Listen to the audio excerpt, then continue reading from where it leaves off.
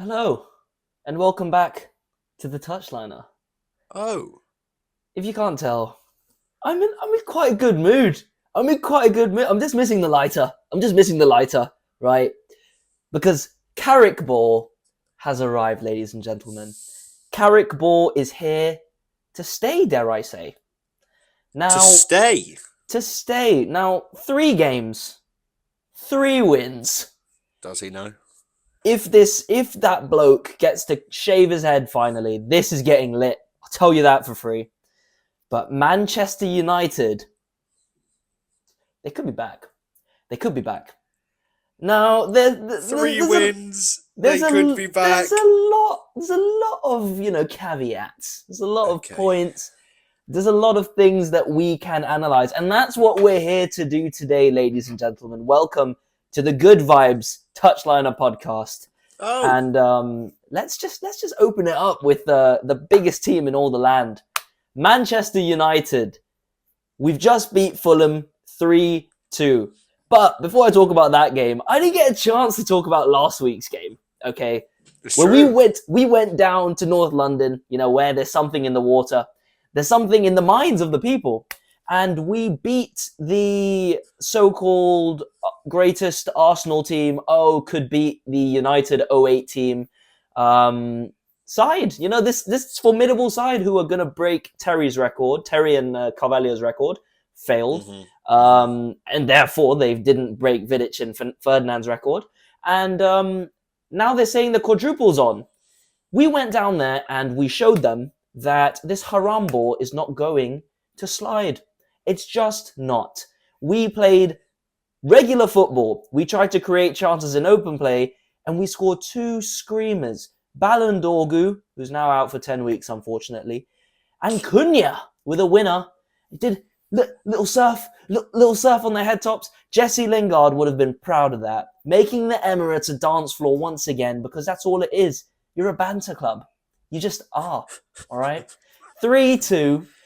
You only scored, what was it? You got 1 goal from a deflection, which could have been an own goal. Your second top goal scorer of the season. And a corner goal. Shock. Scramble on the line. Now, that's the team that is probably going to win the league this season. I'm not going to pretend that this isn't the case, but is this a team that's going to be remembered? Is this a team that Arsenal fans are going to try and preach to me is one of the greatest Premier League teams of all time? I don't think so. So in coming to this sense of realization, I've accepted that Arteta can win the league. I think that's okay. You can win the league. I'm happy. I'm happy in life. I'm not upset that No, Arteta's winning the league anymore. no, I've accepted. exactly. We got 10 fingers, 10 toes, all down. We're okay.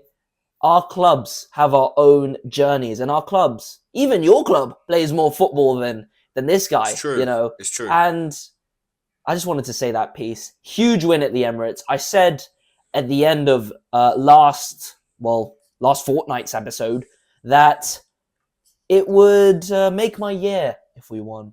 You said it would be crazy if we got points at the Emirates, and we did.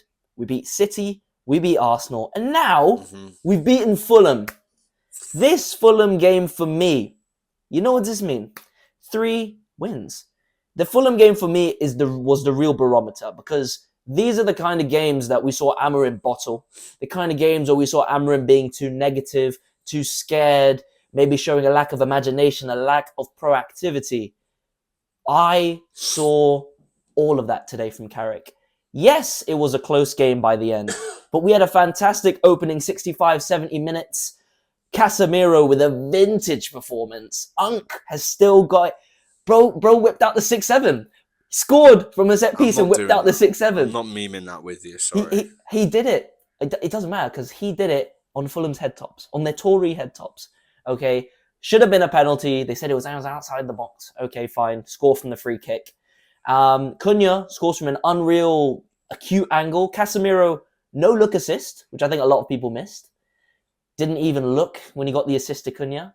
And at that point, we're supposed to be high and dry. Obviously, this is Manchester United, so we're not. Sesko comes off the bench, hits the post straight away, and Fulham apply the pressure. They had more possession than us all game. which for me also means that we still haven't answered the low block question, but that's okay. That's okay. Maguire gives away a penalty. Great penalty from Jimenez. Voltemade-esque, if you will. Yeah. And a screamer from Kevin to Just equalise in the FYI, sorry, 91st minute. Voltemade missed his last penalty. Just want to say that. He hit the just crossbar, to make trying just to do to make the same it clear. thing. Yeah. It is risky. It is risky, but Jimenez pulled it off like Voltemade did the first time. And it's 2-2 in 91st minute. It felt, like Amorim was still there. We were getting the same feelings, hands over our eyes. But Carrick didn't bring on two centre-backs earlier on in the game. He brought on a number 9. An actual number 9, not this Gyökeres nonsense. We get up the pitch straight away. Bruno outpaces Bassi. I don't know how he does it. He dummies. He gets an early ball in. Sesko, on a weird tight turnaround, hits it into the top corner. It's 3-2. Limbs at Old Trafford. I was fucking in and amongst it. United 3 wins on the bounce. I still think there are issues. The midfield, after Casemiro went off, Ugate's positioning. I could keep talking about Ugarte. Maguire looked leggy after an hour. But you know what? A win is a win. We take it as it comes. And we move on to Spurs next week, where we should try and get a win at Old Trafford. One of our bogey teams. But I'm happy right now. Carrick is playing a very simple style of football. He's not overcomplicating things. He's playing people in their best position. And now Bruno has got 2 assists in one game. That brings him to 12 on the season. 8 more and he ties the all-time record.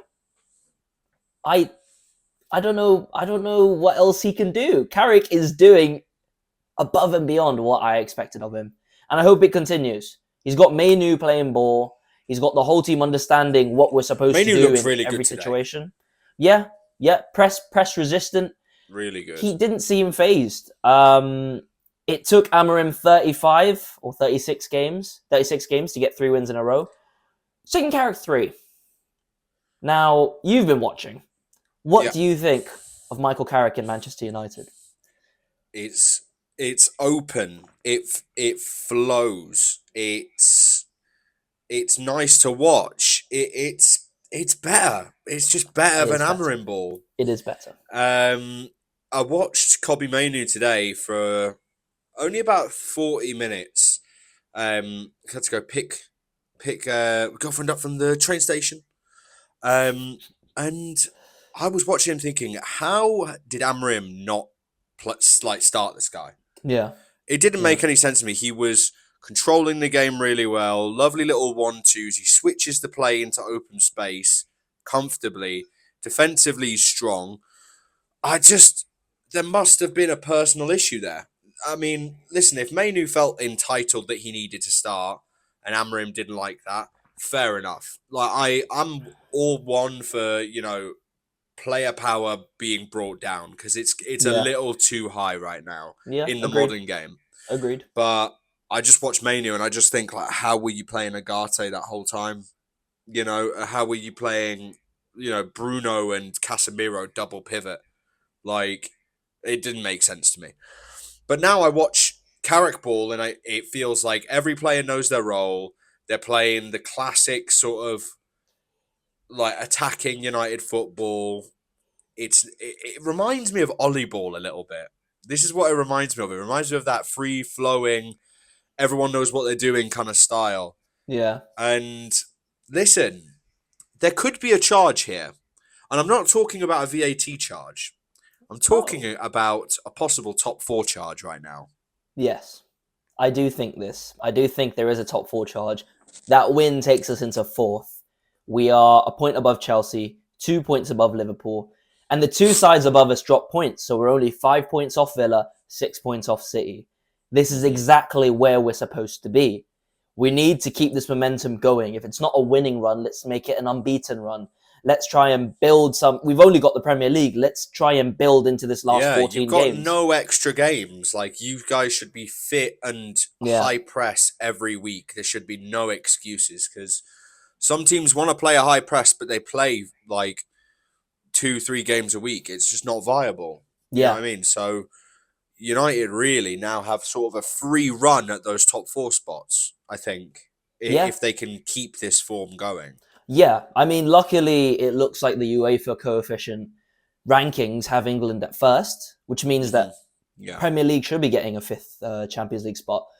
But Mhm. I don't want to risk it. I don't want to be in the position you guys were at the end of last season. It's not great. Obviously, we probably are, because United like to do things the hard way. We should have won 3-0 today. We made it 3-2 in stoppage time. Mhm. I just want to see us see out this season. Let's get top 5. And then we can talk about whether or not Carrick is the best option. Because like I said last week, or 2 weeks ago, if it's Carrick against Southgate or Carrick against Iraola and De Zerbi, I'm going with Carrick. But You if we're don't want De Zerbi? Nah, I don't rate him. I don't rate him. Nah. I mean, I think he's all right, but it feels like that's kind of the Amorim path again. You've got a guy overperforming with a team. Premier League proven though. There's something about United though, where managers crumble. They can crumble. Even the Yeah. biggest, Mourinho, Van Gaal, these guys won continentally.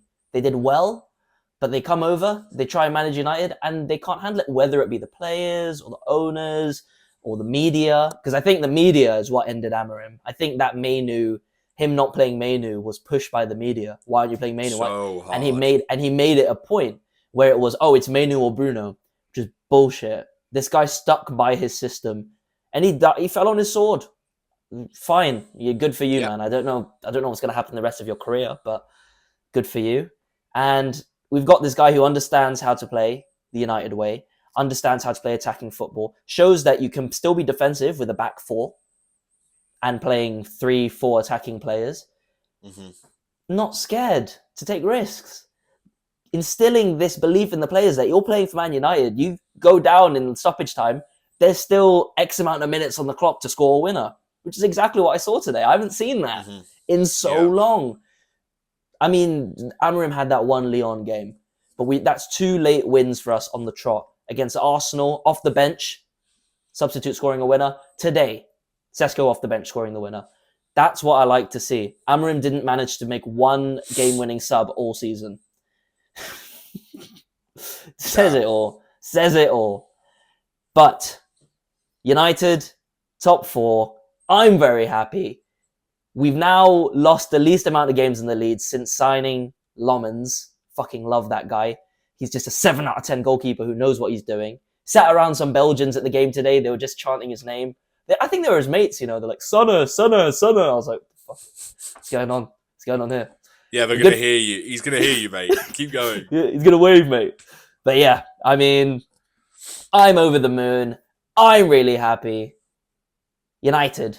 21 is coming. No, I'm kidding. Keep it up though, Carrick. Let's get top 4. Let's keep the wheels on the bus going round and round. I think they can get top 4. Genuinely. Yeah. Spurs, shit. Chelsea, inconsistent. Yeah. Villa, doing well right now, but just thin squad. Thin squad. Yeah, thin squad, and also just too inconsistent. Like we saw today. What was it 1-1 or 1-0 to Brentford? 1-0 to Brentford. Yeah. 10 men Brentford. 10 men Brentford. Ridiculous. They should be capitalising on that if they want to. If they want to stay up there. This is true.